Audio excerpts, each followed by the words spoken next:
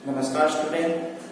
कल हम पढ़ रहे थे कक्षा 12 की पॉलिटिकल बुक का जो खंड ब है उसमें भारत में शासन इकाई 2 है भारत में शासन, जिसके बारे में हमने अध्ययन किया, जिसमें हम संसद के बारे में पढ़ चुके हैं और राज्यसभा के बारे में अध्ययन कर चुके हैं। अब है लोकसभा। लोकसभा के बारे में हम अध्ययन करेंगे कि लोकसभा क्या है, किस तरीके से कार्य करती है, किस तरीके से इसकी निर्वाचन प्रक्रिया संपूर्ण, जिस तरीके से हमने राज्यसभा के बारे में अध्ययन किया था उसी तरीके से हम लोकसभा के बारे में भी अध्ययन करेंगे। अब देखो लोकसभा का गठन, नेक्स्ट बिंदु है वो है लोकसभा।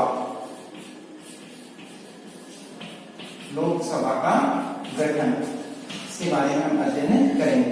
अब देखो जो लोकसभा का जो गठन है इसकी जो प्रक्रिया, अनुच्छेद 81 यहाँ पे काम आता है। कौन सा अनुच्छेद काम में आता है? अनुच्छेद 81। अनुच्छेद 81 जो कि 1956 में राज्यों के में पुनर्गठन के पश्चात, यानी राज्यों के अंदर क्या किया गया, 1956 के अंदर राज्यों का पुनर्गठन किया गया। राज्यों का पुनर्गठन करके क्या किया गया, लोकसभा का गठन किया गया और इसके सदस्यों की संख्या वगैरह निर्धारित की गई। सदस्य संख्या उस समय 500 थी।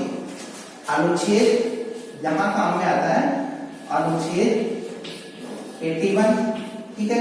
अनुच्छेद 81 और 1956 यानी प्रथम लोकसभा का जो गठन हुआ था वो कब हुआ था? 1956 के अंदर।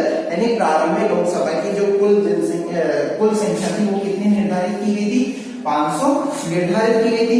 जब 500 निर्धारित की गई फिर वापस इसका राज्यों का पुनर्गठन किया गया तो इसकी संख्या बढ़ा के कितनी कर दी गई? 520 कर दी गई।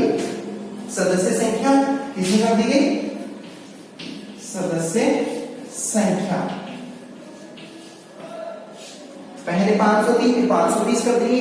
ये 520 कब की गई? जब राज्यों का पुनर्गठन किया गया, ठीक है। और 520 के बाद में 525 निर्धारित की गई। इस तरीके से कंटिन्यू क्या हो रही है, बढ़ती भी जा रही है। सो 525 निर्धारित कर दी गई। इस तरीके से और बढ़ गई और एक संविधान संशोधन किया गया और संविधान संशोधन किया गया जिसमें 31वें संविधान संशोधन, और 31वां जो संविधान संशोधन है वो 1974 में किया गया। 31वां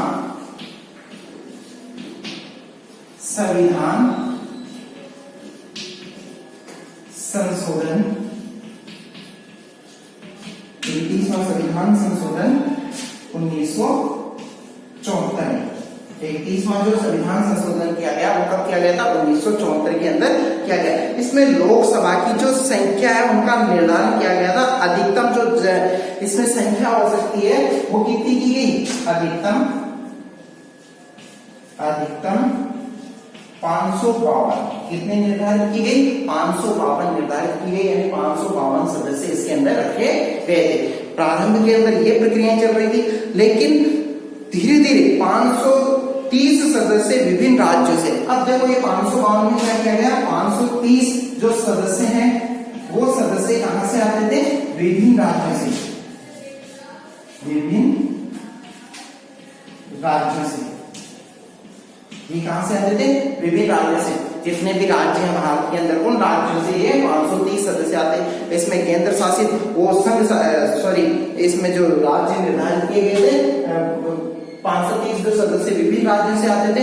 अब जो 22 जो सदस्य बचे हैं जिसमें से 20 सदस्य कहां से आते थे? ये 20 सदस्य आते थे संघ राज्यों से, केंद्र शासित प्रदेशों, संघ राज्यों से। इसको क्या कहते हैं? केंद्र शासित प्रदेश। केंद्र शासित प्रदेशों से कितने आते थे? 20 सदस्य इसके अंतर्गत आते थे। अब टोटल कितने हो गए? 550 हो गए। अब बचे 2 सदस्य, जो 2 सदस्य होते थे, 2 सदस्य राष्ट्रपति द्वारा मनोनीत। ये क्या होते थे? राष्ट्रपति द्वारा मनोनीत 2 सदस्य होते थे। और 2 सदस्य राष्ट्रपति को क्यों मनोनीत करता था? क्योंकि अंग्रेज यहाँ पे शासन कर रहे थे, और अंग्रेज जब यहाँ शासन कर रहे थे तो कुछ उनके जो संतान यहाँ रह गई है जिन्हें आंग्ल भारतीयों का दर्जा दिया गया है, तो उन लोगों को भी क्या किया गया, जो यहीं रह गए थे, यहीं रस बस गए थे, यहीं शादी वादी करके यहीं रहने लग गए, तो उन लोगों को भी क्या है, संविधान के अंदर उनको भी स्थान दिया गया है। तो ऐसे 2 लोगों को स्थान दिया गया है उपयोगी 2 सदस्यों को मनोनीत करने का अधिकार किसके पास में होता है?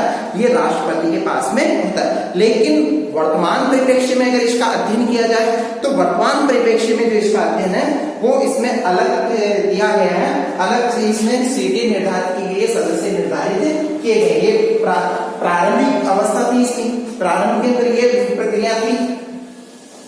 अनुच्छेद 81 तो है ये, जिसके तहत लोकसभा का गठन किया गया था। अब देखो जो है लोकसभा के अंदर अभी वर्तमान के अंदर जो है वर्तमान में सदस्य संख्या, वर्तमान में सदस्य संख्या कितनी है? 545। कितनी रखी गई है? 545 रखी गई। अब जो ये 545 जो संख्या रखी गई है, 545 का इसी तरीके से उल्लेख किया गया है कि 530 सदस्य, 530 सदस्य कहां से आएंगे? ये अन्य राज्यों से, अन्य राज्यों से 530 सदस्य कहां से आ रहे हैं? अन्य राज्यों से। और इसके अलावा 530 और 13 सदस्य संघ राज्यों से, केंद्र शासित प्रदेशों से, संघ राज्यों से। ठीक है, ये कितने हो गए? 543 हो गए। ठीक है, अब 2 सदस्य राष्ट्रपति द्वारा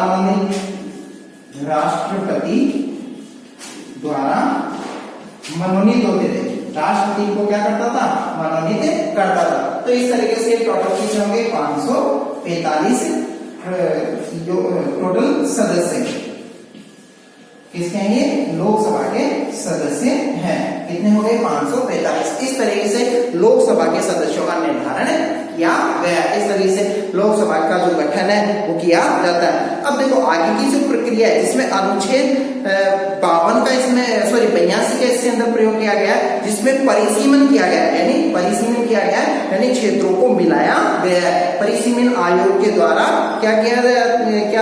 इसके द्वारा एक ऐसा गठन किया गया है जिसमें अनुच्छेद 82 का जो प्रयोग किया गया है और अनुच्छेद 84वें संविधान संशोधन अनुच्छेद 82 अनुच्छेद जो 82 है उसके द्वारा परिसीमन करके ये संख्या का निर्धारित कर दिया गया।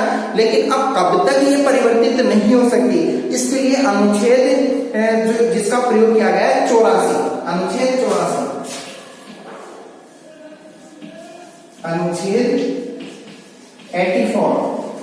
क्या बताता है कि जिसमें 2001 के अंदर ऐसा संशोधन किया गया है कि 2001 का एक ऐसा संशोधन किया गया है जिसमें लोकसभा की जो सदस्य संख्या वो अब तक परिवर्तित नहीं की जा सकती। 2026 अब तक 2026 तक लोकसभा की सदस्य संख्या के अंदर किसी प्रकार का कोई परिवर्तन नहीं किया जा सकता। अनुच्छेद कौन सा काम में लिया? 84 और संशोधन अधिनियम कौन सा? 2001। ठीक है, और कब तक इसमें चेंजेस नहीं किया जा सकता है? 2026 तक। इस तरीके से संपूर्ण गठन प्रक्रिया इसकी लोकसभा की रही है। अब हम पढ़ेंगे इसके लोकसभा के सदस्यों का निर्वाचन किस आधार पर होता है। लोकसभा के सदस्यों का निर्वाचन, अगला जो बिंदु हमारा वो है लोकसभा के सदस्यों का निर्वाचन।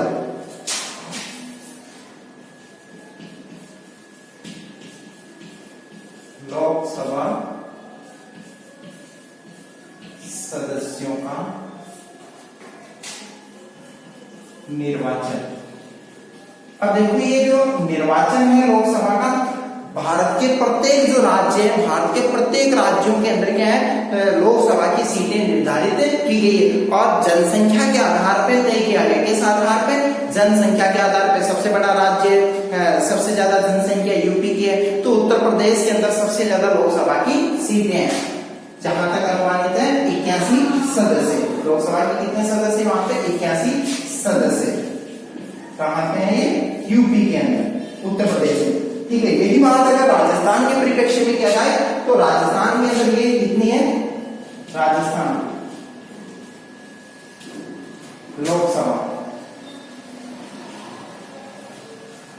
लोकसभा सदस्य कितने निर्धारित किए गए इसके अंदर? 25। यानी जो लोकसभा की जो सदस्य संख्या वो कितनी रखी गई है? 25। और राज्यसभा की राजस्थान के अंदर कितनी रखी गई है? 10 सीटें निर्धारित की गई। तो इस तरीके से लोकसभा की एक गठन प्रक्रिया होती है।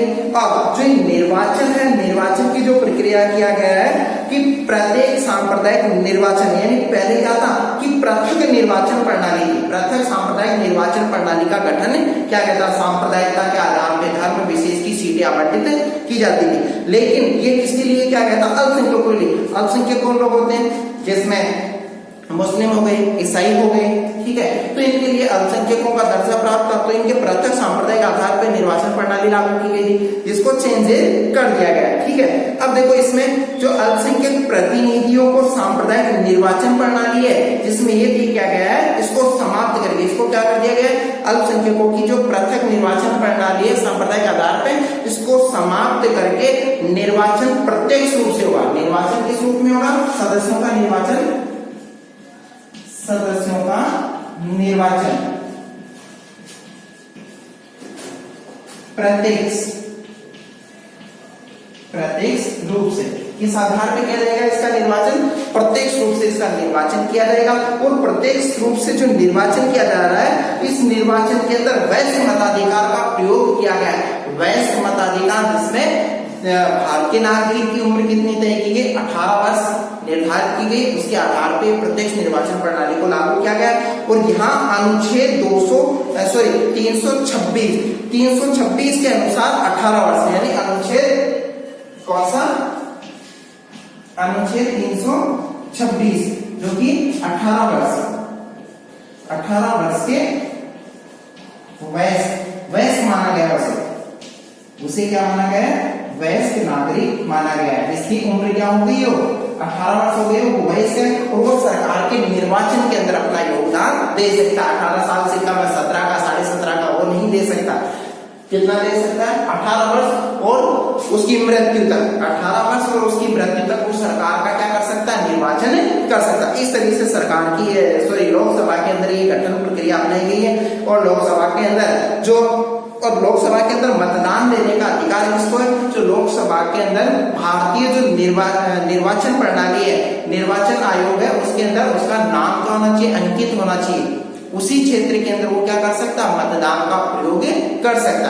तो इस तरीके से लोकसभा का गठन किया गया है भारत के अंदर, ठीक है। अब देखो कि इसी लोकसभा के अंदर ये भी तय किया गया कि 1984 में 533 स्थानों पर क्या किया गया, 1984 में 533 स्थानों पर जो है 533 स्थानों पर लोकसभा में जो बहुमत जो प्रक्रिया रही है, कांग्रेस को 400 सीटें प्राप्त हुई थी। कितने, 400 सीटें प्राप्त हुई। तो बहुमत किसके पास में आ गया, कांग्रेस के पास में। जिसके पास में अत्यधिक सीटें प्राप्त होगी वही क्या होगा, बहुमत दल होगा और उसी को क्या है, सरकार बनाने का अधिकार होता है। और जिस दल के पास में जो बहुमत सिद्ध नहीं कर पाता, उसके पास में बहुमत की सीटें नहीं होती है, तो वो क्या नहीं कर पाता है कि वो उसके अंदर लोकसभा के अंदर सरकार नहीं बना पाता है। और जिस दल के पास में बहुमत दल के अलावा अधिक सीटों वाला जो दल होगा, उस दल को क्या बनाया जाता, विपक्ष की भूमिका के अंदर रखा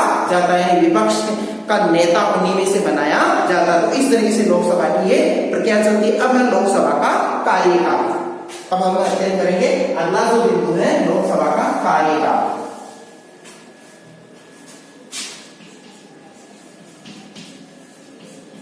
लोकसभा का कार्यकाल। अब देखो लोकसभा का जो कार्यकाल है, इसके अंदर ये चीज बताई गई है कि लोकसभा का जो कार्यकाल है वो कितने वर्ष के लिए तय किया गया है, 5 वर्ष। कितने वर्ष के लिए तय किया गया, 5 वर्ष के लिए तय किया गया है। इसको समय से पूर्व भी क्या किया जा सकता है, भंग किया जा सकता है। समय से पूर्व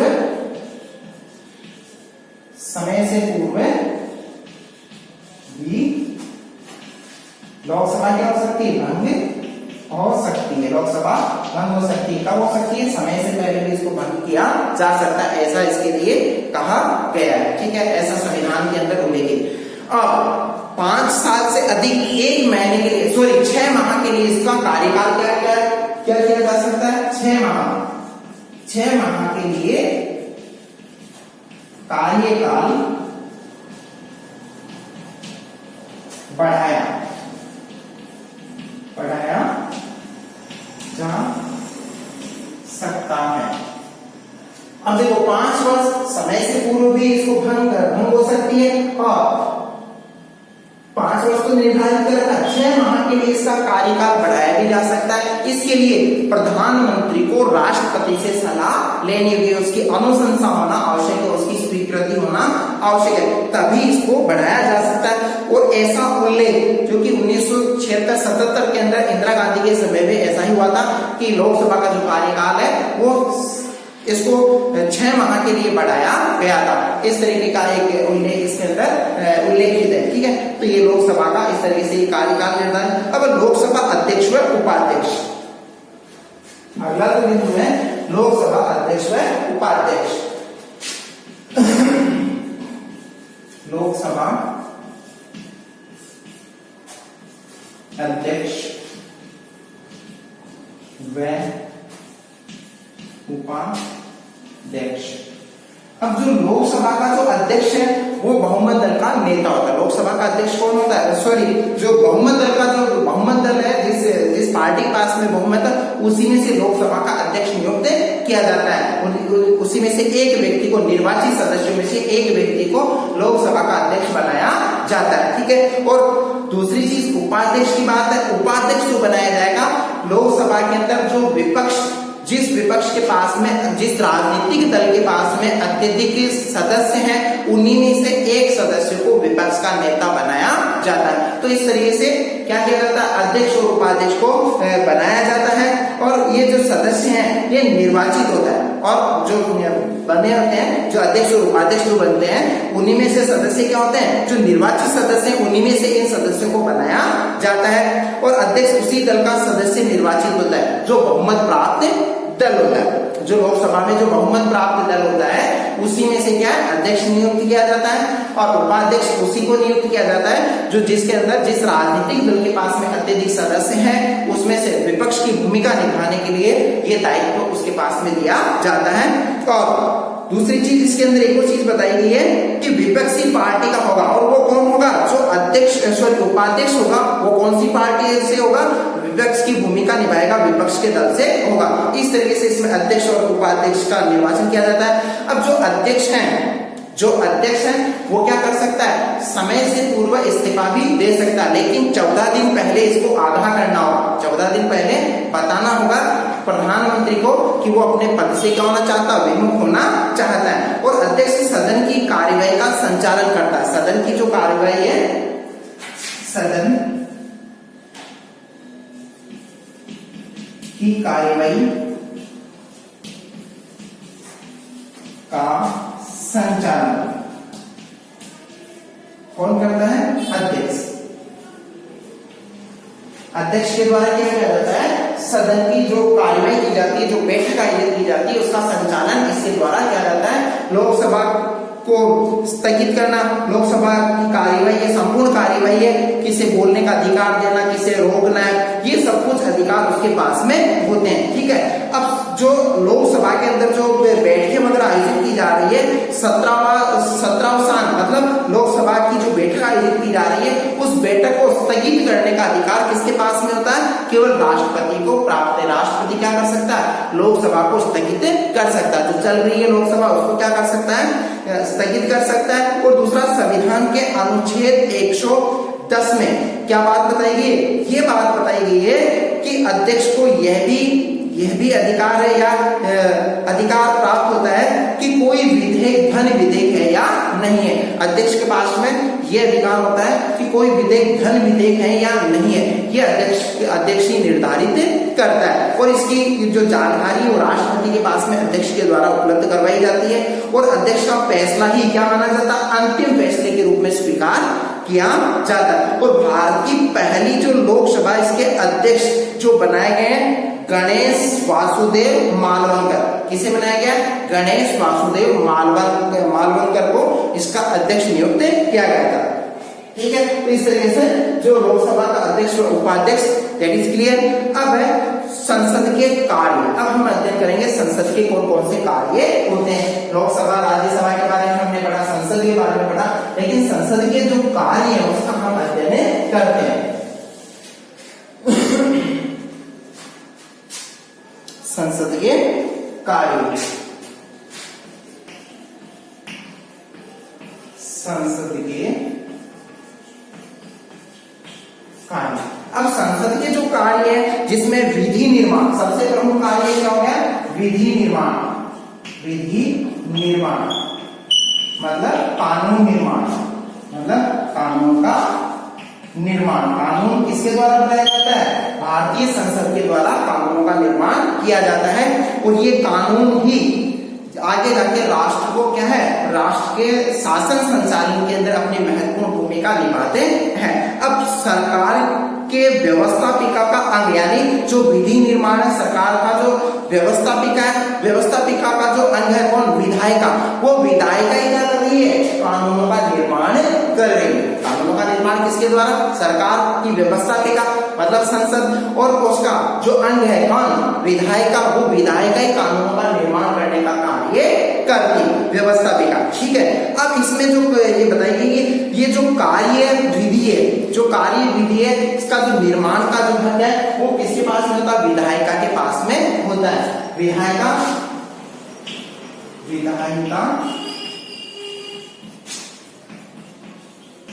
कानून निर्माण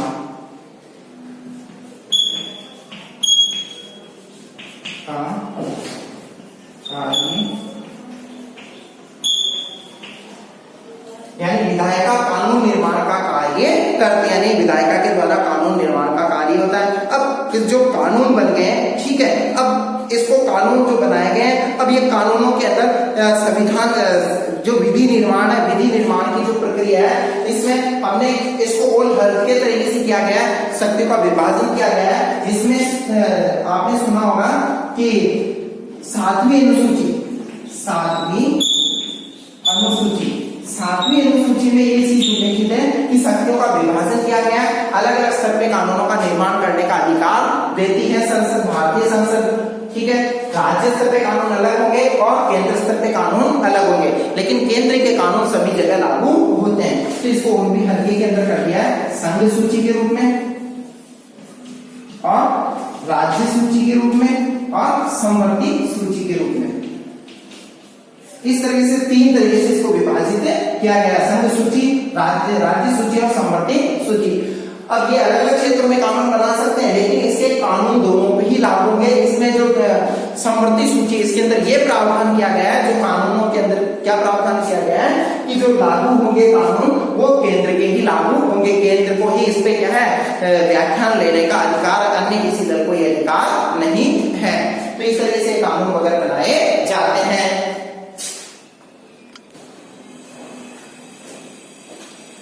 हम पढ़ रहे थे राज्यों को अलग से अधिकार देती है कि वो अपने अपने स्तर पे कानूनों का निर्माण करें, लेकिन वहां केंद्र के भी लागू होते हैं, यानी केंद्र को प्रमुखता दी गई। और दूसरी चीज, कानून बनाने के प्रस्ताव को, जो कानून बनाने का जो प्रस्ताव है वो साधारण विधेयक कहते हैं, यानी कानून बनाने के प्रस्ताव को क्या कहते हैं, साधारण विधेयक। ये साधारण विधेयक के नाम से जाना जाता है, इसको साधारण विधेयक कहते हैं। जो कानून बनाने का जो प्रस्ताव से साधारण विधेयक कहते हैं। और जो मंत्रियों द्वारा जो प्रस्ताव सदन में प्रस्तुत किया जाता है, वह कौन सा प्रस्ताव कहलाता है, वो सरकारी विधेयक कहलाता है। उस विधेयक को क्या कहते हैं, सरकारी विधेयक। अब इसके विपरीत है, गैर सरकारी विधेयक होता है, जो मंत्री नहीं होते लेकिन वो संसद के सदस्य होते हैं, लेकिन उनको भी ये अधिकार है कि सदन के अंदर अपनी बात रखने का, अपना प्रस्ताव रखने का। वो प्रस्ताव रखा जाता है, मंत्रियों के अलावा जिन सदस्यों के द्वारा प्रस्ताव रखा जाता है उसे गैर सरकारी विधेयक कहते हैं। उसे किस नाम से जाना जाता है, गैर सरकारी विधेयक के नाम से जाना जाता है। और जो मंत्रियों के द्वारा जो प्रस्ताव रखा जाता है, विधेयक रखा जाता है सदन के अंदर, उसको किस नाम से जाना जाता है, सरकारी विधेयक के नाम से जाना जाता है। ठीक है। जो साधारण सदस्य हो गए वो गैर सरकारी विधेयक प्रस्तुत करेंगे, और जो मंत्री वगैरह हैं जिनके द्वारा प्रस्ताव रखा जाता है उसे सरकारी विधेयक कहते हैं। इस तरह से इसका निर्धारण किया जाता है, ठीक है।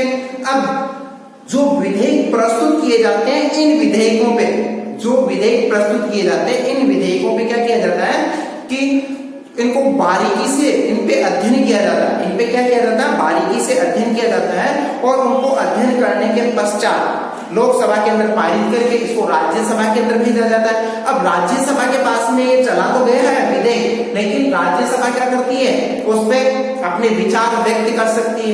राज्यसभा क्या कर सकती है? अपने विचार व्यक्त कर सकती है। अब राज्यसभा उसके अंदर संशोधन भी कर सकती है, परिवर्तन ला सकती है। राज्यसभा के द्वारा जो लाया गया परिवर्तन है, या फिर राज्यसभा उस पर कुछ अपना मत ही नहीं दे, उस पर कुछ संज्ञान ही नहीं ले रही है, तो उस विधेयक को क्या समझा जाएगा? वो पारित नहीं होगा। और लोकसभा ये समझेगी कि उसके विधेयक पे कोई ध्यान नहीं दिया जा रहा, मतलब वो पारित नहीं है। फिर वापस उसको नए सिरे से उसको प्रस्तुत किया जाता है, वापस वो लोकसभा की वो प्रक्रिया प्रारंभ होती है। फिर राज्यसभा के पास में जाता है, राज्यसभा उसमें परिवर्तित भी कर सकती है या उसे स्वीकार भी कर सकती है, राज्यसभा पे डिपेंड है। फिर ये चला जाता है राष्ट्रपति के पास में, और राष्ट्रपति उस विधेयक को मंथन करने के पश्चात उस पर हस्ताक्षर करता है। वो चाहे तो एक बार में हस्ताक्षर नहीं करके वापस लौटा भी सकता है, लेकिन जब दूसरी दफा उसके पास में आ जाता है वही विधेयक, तो उसे मजबूरन क्या करना होता है? क्योंकि वो संवैधानिक प्रमुख है, तो उसे क्या करना होगा? हस्ताक्षर करना होगा। और राष्ट्रपति के द्वारा हस्ताक्षर करने के पश्चात वह विधेयक कानून का रूप ग्रहण कर लेता है। तो इस तरीके से जो विधेयक है, यानी जो विधि निर्माण की जो प्रक्रिया है, वो इस तरह से प्रारंभ की जाती है, ठीक है। और सदन में अब कई ऐसे विधेयक भी होते हैं जो कि सदन के अंदर जिनकी प्रस्तुति की जाती है, तो दोनों लोकसभा और राज्यसभा दोनों ही सदन एक जगह बैठ के उस पर बहस करते हैं, और स्वीकार्य होगा तो उपस्थित और मतदान करने वाले सदस्यों को क्या करना है? साधारण बहुमत के माध्यम से भी क्या कर दिया जाता है? विधेयक को वो सदन में पारित समझा जाता है।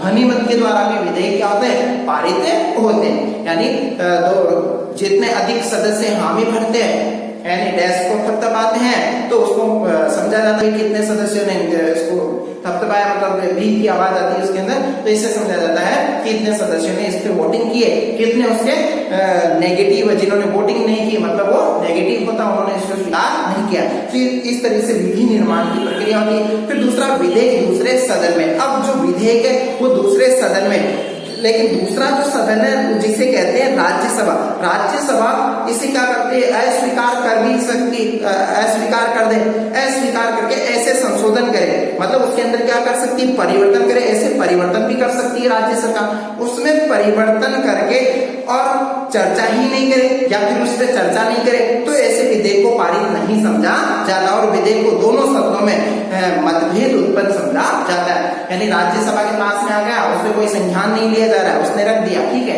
और कुछ समय बाद में वापस लोकसभा में चला जाता है, या फिर राज्यसभा के पास में रहता है, तो लोकसभा इसको समझेगी, या जो है सरकार इस विधेयक के बारे में ये समझेगी कि उस दोनों सदनों के बीच में क्या मतभेद, इस वजह से उसको पारित नहीं किया गया, ठीक है।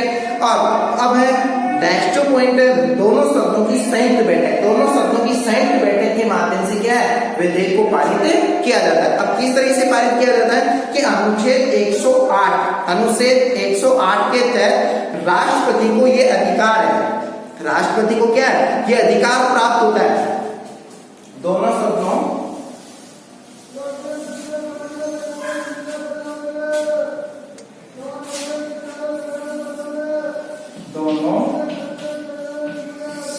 की संयुक्त बैठक। अब दोनों सदनों की जो संयुक्त बैठक है उसके माध्यम से कि अनुच्छेद 108 के द्वारा ये किया जाता है कि जिसमें कि राष्ट्रपति को अधिकार प्राप्त, अनुच्छेद 108 राष्ट्रपति के पास अधिकार, किसके पास है? राष्ट्रपति के पास में ये अधिकार है कि राष्ट्रपति इसमें क्या काम करता है कि राष्ट्रपति संयुक्त बैठक को आमंत्रित करता है और संयुक्त बैठक के माध्यम से उस विधेयक पे संज्ञान ले सकता है, उस विधेयक के बारे में चर्चा कर सकता है, उस विधेयक के बारे में महत्वपूर्ण फैसला है तो वो संयुक्त बैठक के माध्यम से लिया जाता है। और कुल सदस्य उस समय जितने सदस्य हैं उन सदस्यों के अंदर बहुमत द्वारा ही उसको पारित किया जाता है। तो इस तरीके की प्रक्रिया भी अपनाई जाती है दोनों सदनों की संयुक्त बैठक के बाद। तो विधि निर्माण की जो प्रक्रिया है लोकसभा के अंदर किस तरह से पारित होता है और किस तरह से विधेयक के अलग अलग शक्तियां दी गई है राज्य और केंद्र के मध्य, ठीक है। और फिर इसी विधेयक दूसरे सदन के अंदर प्रस्तुत किया जाता है। सदन कुछ समय बाद में कुछ उस पे संज्ञान नहीं ले रहा, अपने पास में रख रहा है, तो उसमें उस विधेयक को क्या समझा जाएगा, मतभेद समझा जाएगा लोकसभा और राज्यसभा के विचारों में। फिर एक ऐसा विधेयक जिसके अंदर क्या है कि दोनों ही सदन मिलकर संयुक्त बैठक के माध्यम से ये अधिकार राष्ट्रपति के पास में, राष्ट्रपति को ये अधिकार प्राप्त है कि दोनों सदनों की संयुक्त बैठक बुला के उसका संज्ञान ले सके। अब विधेयक पर राष्ट्रपति की अनुमति, विधेयक पर राष्ट्रपति की अनुमति। अब विधेयक पर राष्ट्रपति की अनुमति क्या है, इसके बारे में ये बताया गया है कि दोनों सदनों द्वारा पारित विधेयक राष्ट्रपति के हस्ताक्षर, अब लोकसभा ने भी पारित कर दिया और राज्यसभा ने भी पारित कर दिया।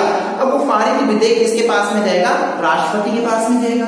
अब राष्ट्रपति के पास में वह विधेयक गया है तो राष्ट्रपति उसको पढ़ के मतलब अनुच्छेद 111 का प्रयोग करेगा और राष्ट्रपति के हस्ताक्षर होने पर ही उस विधेयक को पारित समझा जाएगा, तभी वो कानून का रूप ले सकता है, अन्यथा वो कानून का रूप नहीं ले सकता है, ठीक है। लेकिन हमारे भारत के अंदर एक और ऐसी प्रक्रिया है जिसमें बताया गया है राष्ट्रपति को पुनर्विचार के लिए, मतलब एक दफा उसमें साइन नहीं किए गए, तो भारत के अंदर ऐसी प्रक्रिया है कि पुनर्विचार के लिए राष्ट्रपति के पास में वो विधेयक आता है और उस विधेयक को मजबूरन राष्ट्रपति को क्या करना पड़ेगा, हस्ताक्षर करना पड़ेगा, ठीक है। तो राष्ट्रपति के पास में हस्ताक्षर के लिए विधेयक आता है और उसके हस्ताक्षर के पश्चात ही वो विधेयक क्या है, विधि रूप से मान्य समझा जाता है, कानूनी रूप से उसको मान्य समझा जाता है। अब हमारे देश के अंदर ये बात भी है कि देश के मुसलमानों व ईसाइयों, देश के कौन, मुसलमान व ईसाइयों के लिए सामाजिक व धार्मिक जीवन के लिए कानून निर्माण के लिए संसद को अधिकार प्राप्त नहीं है, यानी अधिकार संसद को प्राप्त नहीं है। केवल ये जो अल्पसंख्यक वर्ग है इनको केवल अपने पर्सनल मामलों से संबंधित जो है कानून बनाने का या विधि निर्माण का अधिकार इनके पर्सनल लॉ बोर्ड बनाए गए हैं। और पर्सनल लॉ बोर्ड जो बनाए गए हैं ये हमारे एक नीति निर्देशक तत्व है, यानी हमारा जो एक अधिकार, हमारा जो कर्तव्य है, अनुच्छेद 44 का ये उल्लंघन करता है।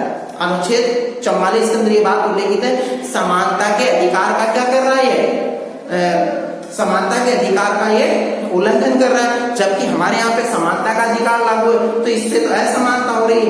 तो उनके पर्सनल कानून कौन से हुए, भारत के संविधान के अंदर जो लिखे गए वो कानून सबके लिए वैध होने चाहिए। तो इस जगह अब उस जगह एक 44वें संविधान संशोधन का जो उल्लंघन हो रहा है उस उल्लंघन को रोकने के लिए एक बिल पारित किया गया है जिसका नाम है नागरिक संशोधन, जिसमें ये अभी बीच में उसका चल रहा था ना विरोध, जो है कि इसमें समान नागरिक संहिता CA जो है वो इसी का ही है, मतलब समान नागरिक संहिता का यहाँ पे क्या लागू होना है, विधेयक जो कानून है वो सभी के लिए लागू होना चाहिए, तभी अनुच्छेद 44 का जो उल्लंघन है वो नहीं होगा, ठीक है। तो इस तरीके से ये कानून निर्माण की प्रक्रिया होती है। संसद के कार्य के अंदर हमने पढ़ा विधि निर्माण। अब अगला जो बिंदु है धन विधेयक पारित करना, दूसरा है धन विधेयक। धन विधेयक केवल लोकसभा में प्रस्तुत किया जाता है। धन विधेयक कहाँ प्रस्तुत किया जाता है, केवल लोकसभा के पास में अधिकार है, अन्य किसके पास में अधिकार नहीं है, केवल लोकसभा ही इसको प्रस्तुत कर सकती है। अनुच्छेद 109 में धन विधेयक की प्रक्रिया का वर्णन है। अनुच्छेद 109 धन विधेयक